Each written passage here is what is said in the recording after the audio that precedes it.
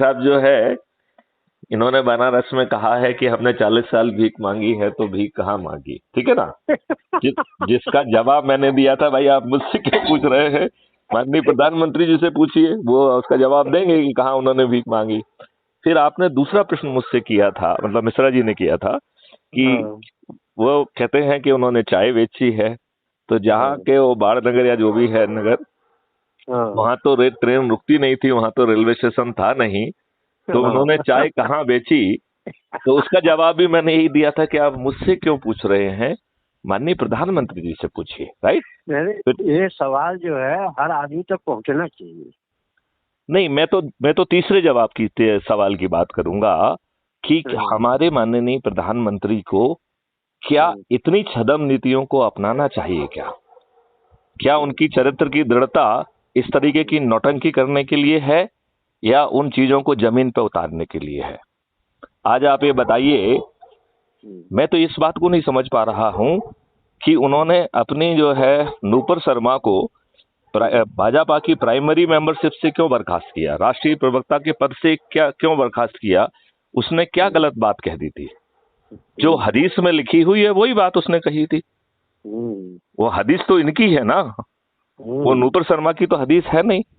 हाँ। तो फिर उन्हें क्यों निकाला, और आज उनको दुनिया इनके लिए निकाला कि कहीं इनसे आगे न बढ़ जाए हो।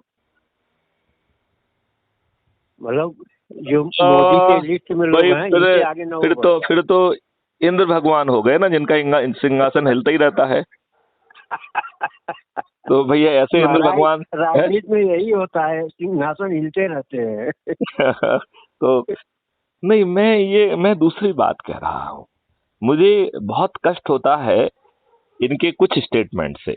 मुझे इतना कष्ट होता है, जैसे इनका जो स्टेटमेंट है कि ये मुझे नोच के खा जाएंगे, ये मेरी बोटी बोटी जो है ना नोच लेंगे।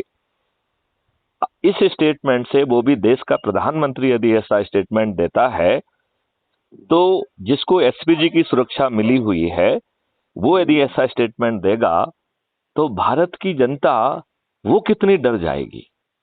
जिसे अपना आत्मसुरक्षा के लिए आप उसको हथियार भी नहीं है, वो हथियार यदि उसको कोई धमकी दे, वो माफी मांग रहा है तो भी उसको मार दिया जा रहा है, वो जनता कहां जाएगी। क्या उसे आप डरा के सत्ता में स्थापित होना चाहते हैं, क्या क्या सोच है आपकी, क्या चरित्र है उनकी आपका। सोच यही है कि उनके फॉलोअर लोगों को ये बताएं कि देख नहीं रहे हो हमारा प्रधानमंत्री असुरक्षित है, हम्म। और जो कि इतनी सुरक्षा व्यवस्था लेके चल रहा है, तो तुम लोग काहे की सुरक्षा सुरक्षा की बात करें, तुम लोग सुरक्षा की बात मत करो। आम जनता को उनका मैसेज है कि आम पब्लिक अगर सुरक्षा के बारे में, न्याय के बारे में सोचता है तो उसको नहीं सोचना चाहिए, उस वो जो क्योंकि है उनका प्रधानमंत्री ही सुरक्षित नहीं है। वो जो है एक कोड़े मकोड़े की तरह रहे, अपनी बात ना कहे, उसके ऊपर गुलामों के नियम कानून थुपे रहे, गुलामों की हम्म, व्यवस्था थुपी रहे, मूर्ख बनाया जाए, डिमोनेटाइजेशन किया जाए, तो उसमें जो काउंटर करेंट फिएट करेंसी है वो भी आ जाए, क्योंकि जितनी करेंसी सर्कुलेशन में थी उससे ज्यादा करेंसी जो है लौट के वापस आई है। इसका सीधा हम्म, मतलब निकल रहा है कि काउंटर फिएट करेंसी जो पाकिस्तान से आई है वो भी सिस्टम में घुस गई। नहीं मतलब और ये माननीय अशोक शर्मा जी, मैं आपसे एक चीज कहना चाहता हूं। एज ए बोलिए ना। सिटिंग डीजी मैंने माननीय नरेंद्र मोदी जी को पत्र लिखा था। आपको ऐसा बिरला जो है ना डीजी नहीं मिलेगा जो हम्म, प्रधानमंत्री को अपने ऑफिशियल मेल से भेजे और उसे उनके एडिशनल सेक्रेटरी, ज्वाइंट सेक्रेटरी से फॉलो अप भी करे, ठीक है ना। हम्म, तो हम्म, उसमें मैंने उनको 18 पॉइंट दिए थे, जिसमें एक पॉइंट ये भी था कि आप जो है ये एक्सचेंज योजना बंद करिए। आपने ऑलरेडी जनधन योजना में सभी लोगों के अकाउंट खोल दिए हैं। यदि एक आध परसेंट, 0.01% जितने भी यदि रह गए हैं, तो अधिकारियों को भेजिए, उनके घर जाके जो ना उनके अकाउंट खोल दिए जाए, और फिर जिसको जितने करोड़ जमा करना हो कर दे, बाद में हम उसकी जांच पड़ताल करते रहेंगे। और सभी को जो है छाप के डेबिट कार्ड और क्रेडिट कार्ड पहुंचा दीजिए, फिर आपकी करेंसी की प्रॉब्लम ही नहीं रहेगी। उसमें पॉइंट ऑफ सेल मशीन जो होती है ना, उसका भी हमने कहा था कि पॉइंट ऑफ सेल मशीन में जो है ना वो क्रेडिट डेबिट कार्ड काम करेंगे तो आपको करेंसी की जरूरत ही नहीं होगी। आपने जनता को कितना प्रताड़ित किया लाइन लगवा के, और जनता ने इसके बाद भी आपको सिर पे बिठाया, लेकिन आपकी नीयत क्या थी। नहीं, एक चीज आपको नहीं मालूम होगा भाई साहब 32 लाख लोगों के ऊपर जो है इनकम टैक्स ने केस किया है। 32 लाख लोगों के ऊपर इनकम टैक्स ने केस किया है कि ये पैसा आपके पास कहाँ से है। उनको जो उन्होंने बैंक में जमा कर दिया ना, उनको रिटर्न नहीं मिल रहा है। 32 लाख लोगों के ऊपर, शायद ये आपको नहीं मालूम होगा। नहीं, मुझे जानकारी नहीं है। तो 32 लाख लोगों के ऊपर जो है, जब से नोटबंदी हुई है तब से वो लोग अपने पैसे के लिए चक्कर काट रहे हैं, उनके ऊपर मुकदमा चल रहा है। तो वो तो ठीक बात है, यदि मान लो आपने गलत तरीके का पैसा जिसका आपके पास जवाब नहीं है, तो आपको जो है उसका जवाब देना चाहिए, उसका इनकम टैक्स भी जमा करना चाहिए। और वो पैसा यदि यदि वो पैसा किसी दूसरे सिस्टम है हमारे देश में जी कि भाई किसी के पास मतलब उसने टैक्स पे नहीं किया, ऐसे जैसे बहुत सी फैमिली हर मेंबर में हर घर में होता है कि जैसे आदमी लोगों की जानकारी में नहीं रहता है, लेकिन औरतों के पास पैसा पड़ा रहता है। वो सोचती है कभी भी घर के फैमिली में जब कोई भी प्रॉब्लम आएगा तो हम ये पैसा बाहर करेंगे। तो आप ये नोटबंदी में तो आप बाहर ये आ तो गए। आप यही करिए ना कि साहब ये हमारे जो ना पत्नी का बचत का पैसा है।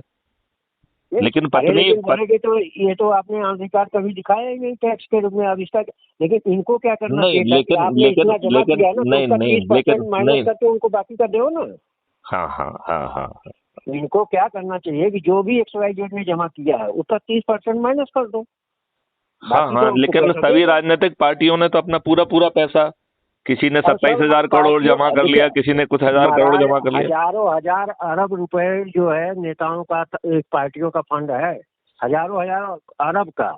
और वो जो है किसी ने बैंक में नहीं गया, तो भैया वो पैसा चेंज कैसे हुआ? नहीं, तो पैसा चेंज वो एक्सचेंज में हुआ होगा। कैसे हुआ एक्सचेंज, कैसे हुआ चेंज वो? भाई साहब जो मतलब कि RBI बैंकों को पैसा भेजती थी ना हाँ कि हाँ पब्लिक में एक्सचेंज करो, हाँ। बैंक वाले खुद ही जो है सेठ जी के यहाँ चले जाते थे पूरा अटैची लेकर के, और एक अटैची देते थे और 2 अटैची लेके आते थे। तो उनका जो है ना एक्सचेंज के डिटेल उनसे मांगे जाए ना कि उन्होंने जो है ना ये तुम्हारा पास इतना पैसा आपने कहाँ खपाया। भाई साहब वो कुछ था ही नहीं उसमें, तो ये था कि भाई हमने पब्लिक से ये पैसा लिया और ये दिया। नहीं, लेकिन उसके लिए बाकायदा एक्सचेंज के लिए फॉर्म भरना था ना अपना जो है ना अरे वो। कुछ नहीं महाराज, सीधा काउंटर पे पैसा दो, काउंटर से पैसा लो।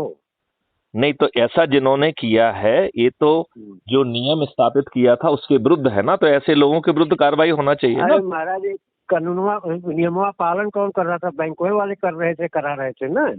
तो बैंक वाले को मेंटेन करना था, उन्होंने फाइल मेंटेन कर लिया।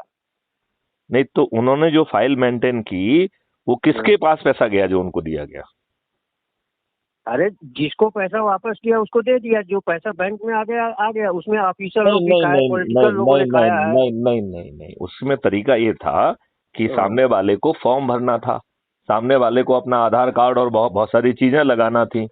तो वो फॉर्म को जो है ना से के थ्रू अकाउंट फॉर होना चाहिए ना कि उतने फॉर्म आपके पास हैं कि नहीं है। भाई साहब नहीं, ऐसे ऐसे चेंज हुए पैसे। पहले तो एक्सचेंज योजना होना ही नहीं चाहिए थी जो मैंने कहा। नहीं नहीं, 2 आप करोड़ 5 आप करोड़ आप रुपए जो है डेली। जस्ट ए मिनट, आप यदि मुझे देखो, ये अपना जांच पड़ताल का विषय है। लोगों की लाइन नहीं लग